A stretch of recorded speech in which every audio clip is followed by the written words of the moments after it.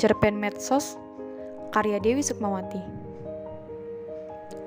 Hari ini cuaca sangat cerah. Seperti biasa, diawali dengan berangkat ke sekolah bersama adikku, Dito, menggunakan angkutan umum, karena jarak dari rumah ke sekolah kami lumayan jauh. Sekitar 20 menit perjalanan. Hari ini, setelah pulang sekolah nanti, akan ada kegiatan ekstrakurikuler menari tradisional bersama teman-teman. Lalu setelah itu, seharusnya aku mengunjungi rumah nenek. Tapi nenek tiba-tiba ada kegiatan lain di luar rumah. Jadi, aku hanya akan langsung pulang setelah selesai kegiatan ekstrakurikuler nanti. Seperti itulah kegiatanku sehari-hari. Tidak terlalu membosankan, karena aku sangat menikmati setiap kegiatan yang aku lakukan. Aku dan Dito sangat dekat. Kami dua bersaudara. Selain selalu berangkat sekolah bersama, di rumah pun kami selalu melakukan aktivitas bersama. Seperti membersihkan rumah, menonton TV, makan, belajar, hingga bermain. Usia kami hanya berjarak 1 tahun. Maka dari itu, kami dekat dan sangat mengerti satu sama lain. Dito anak yang baik dan sangat cerdas. Mungkin bisa dibilang lebih cerdas dia daripada aku. Nanti pulang duluan ya, Dit. Kakak ada kegiatan lain sehabis pulang sekolah, kataku untuk memastikan bahwa Dito akan pulang duluan. Siap, Kak. Hati-hati, jawab Dito sambil melambaikan tangan kepadaku sebagai tanda berpisah untuk masuk ke ruang kelas masing-masing. Dito sekarang duduk di bangku kelas 11 dan aku di bangku kelas 12. Benar, sebentar lagi aku akan segera mengikuti rangkaian ujian kelulusan. Dan aku sedang mempersiapkannya dengan belajar yang rajin, dengan mengerjakan latihan soal-soal, dan mengikuti bimbel untuk bisa masuk ke perguruan tinggi favoritku. Sementara Dito, dia sedang sibuk dengan organisasi yang dia ikuti. Dia sangat aktif dan suka mengikuti kegiatan-kegiatan yang ada di rumah. Dian, aku bingung sekali. Ada orang yang tidak aku kenal tiba-tiba mengirimkan aku pesan di media sosial dan mengirimkan fotoku, lalu berkata, "Aku akan mengunjungimu." Takut sekali, kata Amel yang tiba-tiba datang memelukku dengan ketakutan. Dari mana orang itu mendapatkan foto Amel dan berkata mengunjungimu? Apakah orang itu tahu alamat rumah Amel? Tapi tahu dari mana? Tenang dulu. Coba jelaskan kronologinya kepadaku, kataku yang berusaha menenangkan Amel. Kamu tahu kan, Dian, aku sangat update di media sosial. Aku sering sekali memposting foto-fotoku dan menandai tempat di mana aku berada. Tujuanku hanya untuk berbagi kepada orang-orang yang mengikutiku dan untuk kesenangan tersendiri saja, jawab Amel. Amel termasuk temanku yang sangat aktif dalam bermedia sosial. Seluruh kegiatannya, bahkan kondisi perasaannya pun selalu diupdate ke dalam media sosial miliknya.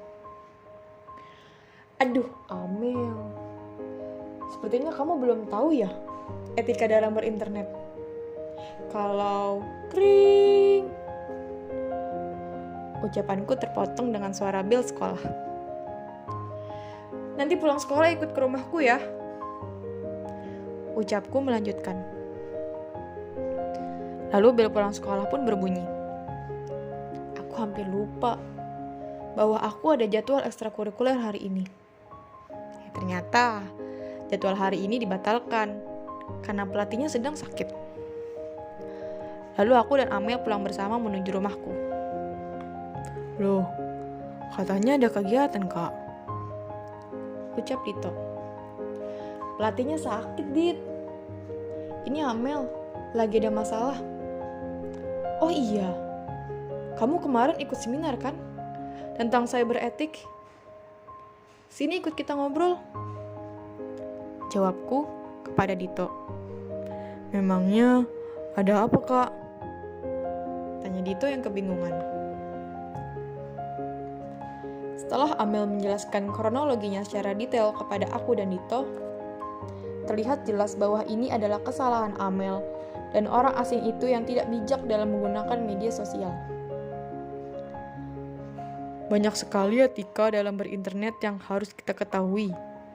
Karena di zaman sekarang pun, semua orang sudah menggunakan media sosial dalam kehidupan sehari-hari. Apalagi, berdasarkan yang diceritakan oleh Kak Amel, bahwa Kak Amel selalu update kegiatan di media sosial. Pastikan untuk tidak mengunggah hal-hal yang bersifat pribadi. Sebaliknya, tidak mencantumkan nomor telepon, alamat rumah, alamat sekolah, dan informasi pribadi yang sensitif lainnya. Selain itu, patut diingat untuk tidak mengunggah foto-foto bersifat sangat pribadi. Misalnya, foto bermesraan dengan pasangan. Hal tersebut akan menimbulkan masalah tersendiri yang sangat merugikan. Seperti masalah yang sedang dialami oleh Kak Amel. Foto Kak Amel diambil orang lain, dan alamat rumah Kak Amel pun diketahui oleh orang asing. Padahal, itu bersifat pribadi. Jawab Dito menjelaskan kepada Amel. Betul banget. Dito, kamu menyimak apa yang kemarin disampaikan di seminar ya? Keren.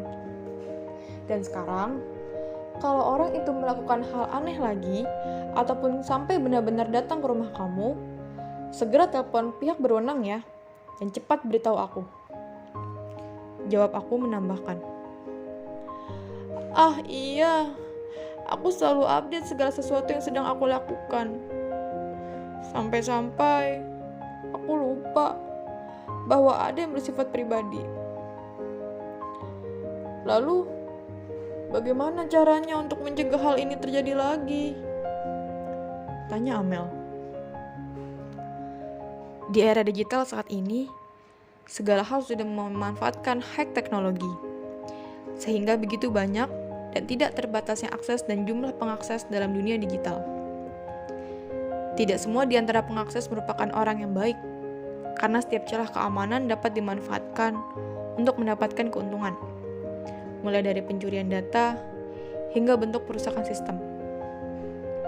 Maka dari itu, setiap individu harus bertanggung jawab atas keamanan diri dalam dunia digital, seperti halnya memasang antivirus, tidak menyebarkan data-data pribadi yang bersifat rahasia, selektif dalam mengakses informasi yang ada, dan sebagainya.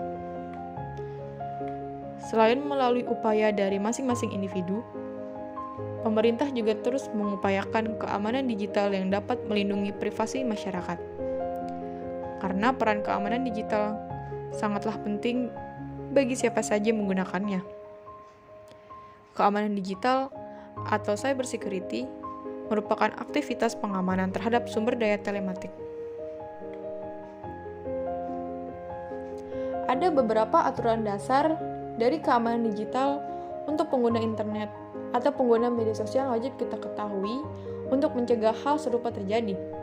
Antara lain, menyimpan data rahasia secara offline, seperti nomor KTP, menggunakan kata sandi yang kuat seperti mengandung setidaknya 12 simbol, dan menampilkan campuran huruf besar dan huruf kecil, angka, dan karakter khusus.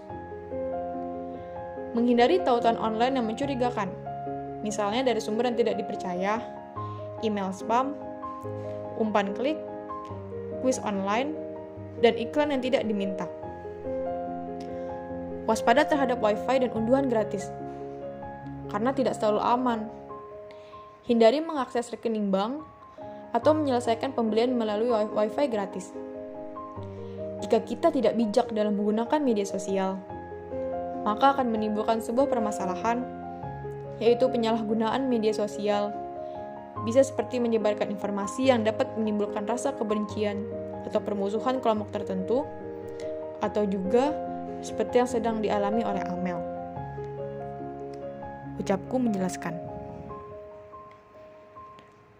Maka dari itu, sebagai pengguna media sosial yang bijak, kita harus bisa menggunakan dan memanfaatkan media sosial untuk tujuan yang sekiranya berdampak positif bagi diri sendiri dan orang lain. Seperti jangan terlalu mudah percaya pada informasi yang disebarkan.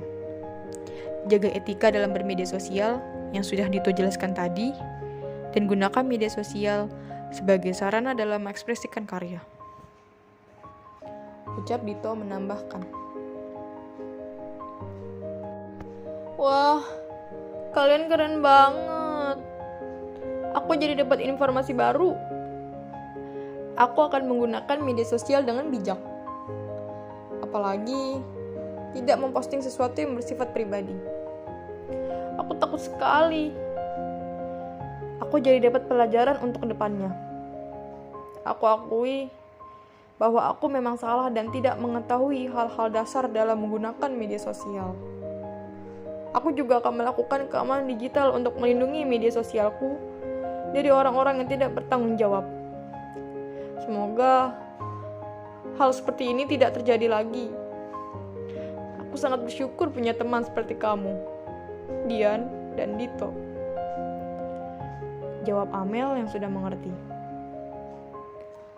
Ada tamu. Kenapa nggak kamu bawain minum, Dian? Kata ibu yang tiba-tiba datang. Iya maaf ya Mel. Aku kelupaan. Saking asyiknya kita ngobrol. Sebentar ya, aku ambil minum dulu.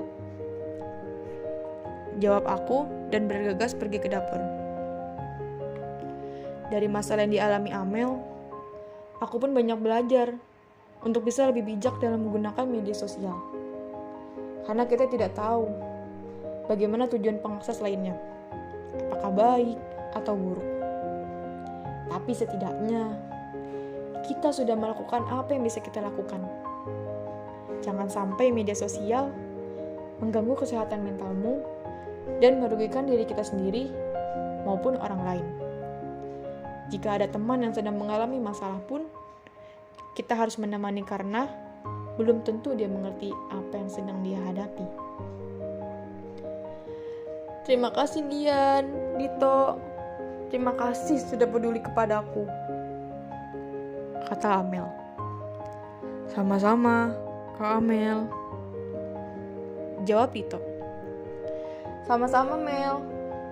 Terima kasih juga Dit, sudah berbagi informasi kepada kami. Keren ya kamu. Kalau ada seminar lagi, ajak aku dong. Kataku kepada Dito.